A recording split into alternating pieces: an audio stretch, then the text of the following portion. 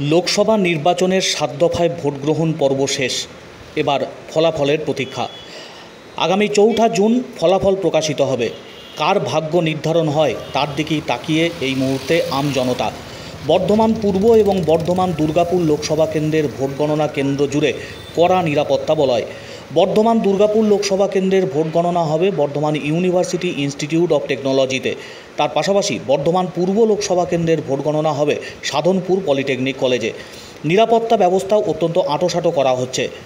আর একদিন পরই ভোট গ্রহণের পর ভোট গণনা। স্বাভাবিকভাবেই নির্বাচন কমিশনের দায়িত্বপ্রাপ্ত উচ্চপদস্থ আধিকারিকরা তারা নজরদারি যেমন শুরু করেছেন, নিরাপত্তা ব্যবস্থাও অত্যন্ত আঁটোসাঁটো করা হচ্ছে। ভোট গণনার দিন যাতে কোথাও কোনো রকম অপ্রীতিকর ঘটনা না ঘটে তার দিকে তাকিয়ে রয়েছে নির্বাচন কমিশন। দফায় দফায় নির্বাচন কমিশনের দায়িত্বপ্রাপ্ত আধিকারিকরা গণনা কেন্দ্র চত্বর পরিদর্শন করছেন। সমস্ত বিষয় খতিয়ে দেখছেন সংশ্লিষ্ট বিভাগের দায়িত্বপ্রাপ্তরা। পুলিশ প্রশাসনের দায়িত্বপ্রাপ্তরা তারাও যথেষ্ট নজরদারি রেখেছেন। বর্ধমান ইউনিভার্সিটি ইনস্টিটিউট অফ টেকনোলজিকে ইতিমধ্যেই নিরাপত্তার চাদরে মুড়ে ফেলা হচ্ছে। বাঁশের ব্যারিকেড দিয়ে ঘিরে দেওয়া হয়েছে গোটা এলাকা। যে সমস্ত মানুষজন আসবেন রাজনৈতিক দলের তরফ থেকে তারা যাতে অযথা এসে ভিড় করতে না পারেন তার জন্য নিরাপত্তা ব্যবস্থাও অত্যন্ত কঠোর করা হচ্ছে। নিরাপত্তার চাদরে মুড়ে ফেলা হয়েছে গোটা এলাকা। রাজ্যের ৪২টি লোকসভা আসনের ফলাফল প্রকাশিত হবে আগামী ৪ঠা জুন। পাশাপাশি দেশের অন্যান্য আসনেও ফলাফল প্রকাশিত হবে এই দিন। বর্ধমান দুর্গাপুর এবং বর্ধমান পূর্ব লোকসভা কেন্দ্রের ফলাফলের জন্য উদ্গ্রীব রাজনৈতিক মহল।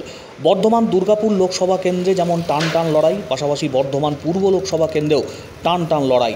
কে এগিয়ে কে পিছিয়ে তার জন্য ইতিমধ্যেই শুরু হয়েছে চুলচেরা বিশ্লেষণ। আমজনতার মধ্যে তুমুল চর্চা। চায়ের দোকান থেকে শুরু করে বিভিন্ন বাজারে বাজারে রাজনৈতিক চর্চা শুরু হয়েছে।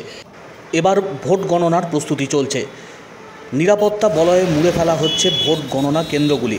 যেভাবে ভোট গণনা হবে সেই সমস্ত বিষয়গুলি পর্যালোচনা করছেন সংশ্লিষ্ট বিভাগের দায়িত্বপ্রাপ্তরা।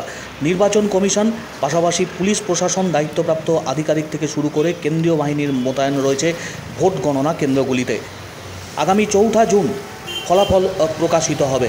তারপর আবার কেন্দ্রে ক্ষমতার বদল নাকি প্রত্যাবর্তন তার রায় ঘোষণা করবেন দেশের আমজনতা। গোটা দেশের পাশাপাশি বর্ধমান জেলার ফলাফল কী হয় তার দিকে তাকিয়ে রয়েছে রাজনৈতিক মহল। বর্ধমান দুর্গাপুর এবং বর্ধমান পূর্ব উভয় লোকসভা কেন্দ্রের দিকে নজর রয়েছে রাজনৈতিক দল থেকে শুরু করে গোটা জেলাবাসীর। ভোট গ্রহণ পর্ব শেষ হয়েছে, এবার ভোট গণনার পালা, তারপর ফলাফল।